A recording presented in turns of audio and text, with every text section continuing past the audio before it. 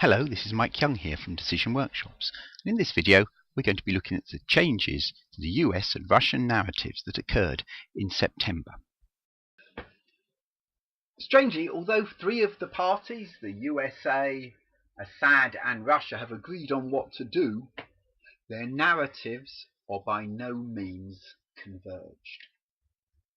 Whilst these assumptions have not fundamentally changed, more evidence has become available.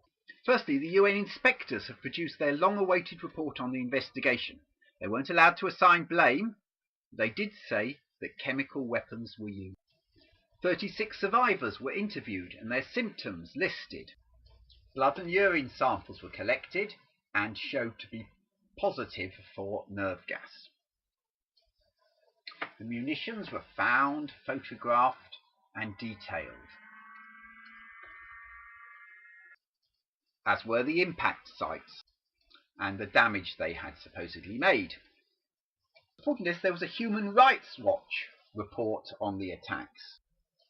These people could not be bribed by the CIA.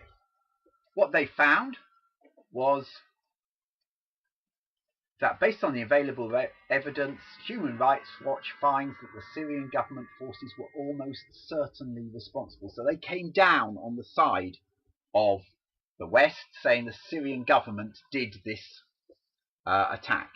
They even plotted the places where the rockets landed by taking photographs of them on iPhones and plotting the GPS positions on a Google map. Large amounts of technical detail were shown, and the conclusion was that it was a sophisticated military attack requiring large amounts of nerve agents and specialized launchers to launch the rockets they found. There are also some other ideas as to why Assad might have launched the attack. Perhaps one of his own men was trying to provoke US intervention so they could take over afterwards when Assad was ousted. Perhaps it was just an attempt to terrorize things. So this narrative changed somewhat to this. But was this enough to convince the Russians? Not quite. The Human Rights Watch report was entirely Skype to rebel supporters. Many of the photos were taken by the rebels.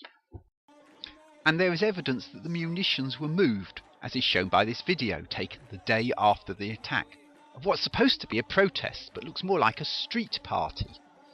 People seem to be handling chemical rockets with their bare hands. And why are they celebrating? Do they look like people whose children were killed yesterday? Or are they celebrating getting the US to intervene on their side? So if the rebels were so firmly in control of all the data collected, where was the independence? Much of the UN data was the result of the word of people selected by the rebels. It's a closed basement.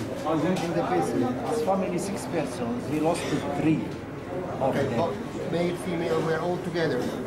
So the Russians said there just wasn't enough evidence to change their narrative from not being convinced. But what about Assad?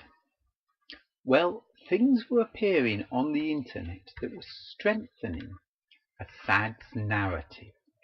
We'll find out about those in the next video.